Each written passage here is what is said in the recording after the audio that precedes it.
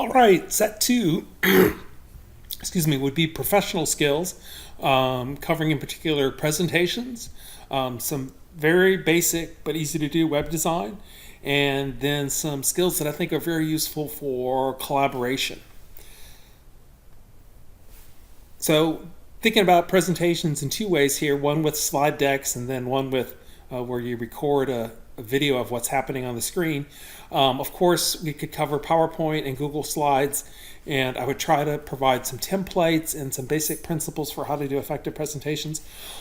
There's some new options out there. Paste it kind of has a faster, simpler interface, and just to give you two examples here, it chooses colors for you automatically if you like to speed up your slide deck creation, and then also it gives you some basic options for how to format a slide. The basic rationale is it tries to simplify the process and give you some basic good choices as opposed to the kind of overwhelming number of choices and fonts and different sizes that PowerPoint gives you. So I think Loom is a very good option. It's web-based, it's free. You can also, sorry, not Loom, this is Paste. Loom gives you the options to record what's going on the screen, along with, as you can see here, the person's picture. You can decide to use that or not, but you can very easily create what I would call explainer videos, where I would assign students to take a given topic. Could be a topic in psychology or technology topic or something about Winthrop, and then you would explain it, make a video of it, and learn how to make those kind of presentations. Website design, just to sell this for a moment, it's a very good complementary skill. You're probably not going to learn enough website design to get hired as a web designer, but it could be a very useful complementary skill that you could bring to the table for different kinds of things, say to promote your organization if you work for a nonprofit, or to promote, say, if you're in therapy, to promote your private practice. It's also a very good conceptual exercise where you're trying to understand what your user needs and the best way to organize the information. So a lot of applied psychology goes into web design. So there's two easy and free options. Weebly is most oftentimes the option recommended for people that are just getting started with web design, and Notion is even simpler. The options with Weebly, just to give you an example here, this is one I created as someone in my 50s for a Cub Scout pack, which you can see an embedded calendar and some other stuff. And then my son even created this largely, almost entirely on his own, and he was only 11 when he did this. Just to warn you, it talks about his kids' clubs doing spying, building, and fighting. So slightly boy-focused behaviors there. So some benefits of knowing, like I mentioned, you can use it to promote different nonprofits you might work for or be associated with, or also to promote yourself and your services. Say that you're a therapist and you want to get the word out about yourself. It's very easy to use. It gives you a lot of different themes that you can choose from, and it gives you the ability to just add pages and organize how those pages show up, and then a lot of the links and organization is already built in. Very easy to work with. Notion is a pretty new tool that's out there. It's a little bit like a mashup of some different Google features, some different Google Drive apps. So it's basically a note-taking app on steroids. You can organize information, take notes, collaborate. You can see here how I'm working on moving or migrating the Winthrop psychology, what we call the toolbox now, to a Notion-based platform. I can set this up on my PC, and then I just hit a button, and it has a web address, and I'm sharing it with the world, or sharing it with whatever subset of people I want to share it with. One of the sweet features of Notion is it formats very well for different devices. So a web page that I set up automatically without any work at all gets formatted for, say, a mobile screen.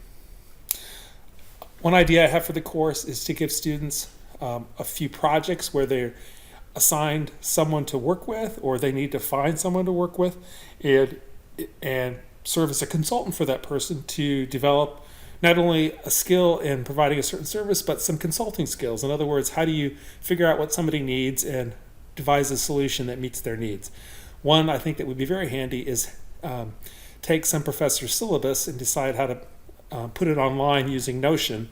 Lots of times syllabi are PDFs that are hard to read on mobile devices. If they were housed in something like Notion or Weebly, you could make it so it's very easy to read on a mobile device.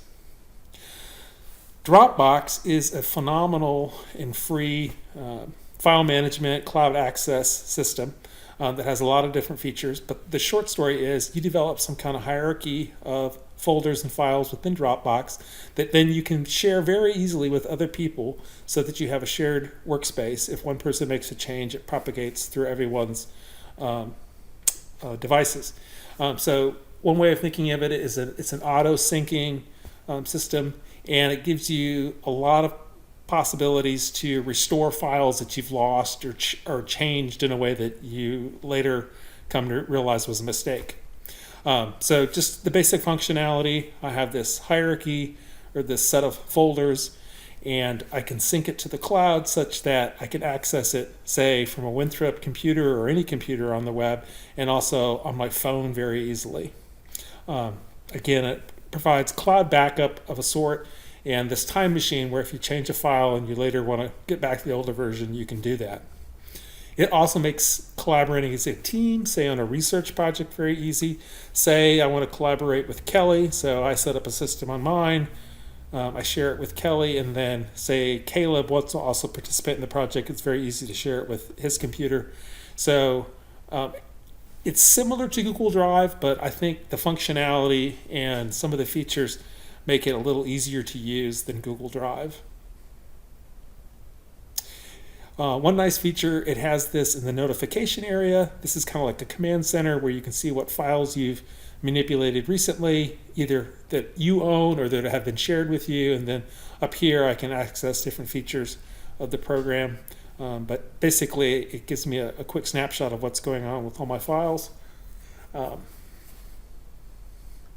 It also has a built-in scanner so that if I have any handwritten notes or paper documents that I want to pull into Dropbox, I can scan them and very easily share them or put them in a certain folder within Dropbox. Another useful tool that I think is a good teamwork skill is the idea of using Google Calendar, not just by yourself, but in a way where you can subscribe to a calendar that somebody else created, or you can create a calendar that you give to others to access. So here's an example of my Google Calendar, and you can see I have a number of different other calendars that I subscribe to. Another collaboration project where you might be a consultant, so to speak, for a professor is to take a certain set of dates that are in a syllabus and create a Google Calendar with those. And then you can share them such that all the other students in the class can sync with that calendar and then thereby have all the relevant important dates when tests are, quizzes, papers show up in the Google Calendar. That's something students have told me they would like to be able to do as opposed to have to just go back and look at the paper version of every syllabus. You could make it very much so it could just share right into their own calendar. Another tool that I think would be useful, and this comes from some recent graduates, is how do you write a professional email?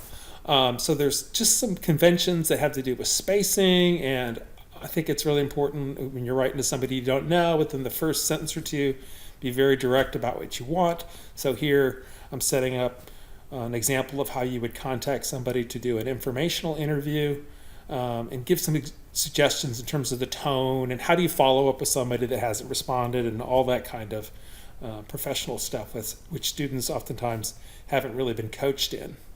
All right, that ends the professional skills section. That's section 2 of 3. If you could please answer the questions in the Qualtrics survey if you're taking that, that would be great. And then there's one more video in section 2, evaluate. Thank you.